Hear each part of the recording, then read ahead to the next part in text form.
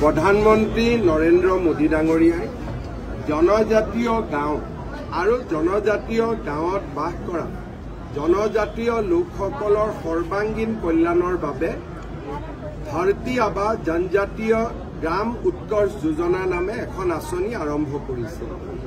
এই আঁচনিৰ জৰিয়তে অসমৰ ৬,০০০ জনজাতীয় গাঁৱত ৰাস্তাৰ পৰা ইলেক্ট্ৰিফিকেশ্যনলৈকে অংগনবাদী কেন্দ্ৰৰ পৰা আমাৰ বিদ্যালয়ৰ ছাত্ৰ ছাত্ৰীৰ বাবে আৱাস নিৰ্মাণলৈকে ব্যক্তিগত পৰ্যায়ত মোদী ডাঙৰীয়াৰ প্ৰত্যেকটো আঁচনি জনজাতীয় লোকসকলে যাতে পায় তাৰ বাবে ব্যৱস্থা গ্ৰহণ।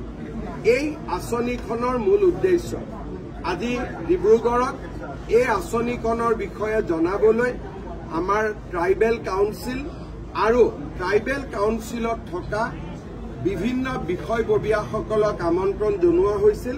সজাগতা সভাত যোগদান কৰিলো আৰু আঁচনিখনৰ বিষয়ে ৰাইজক জনাবলৈ পাই গৌৰৱ অনুভৱ কৰিলো।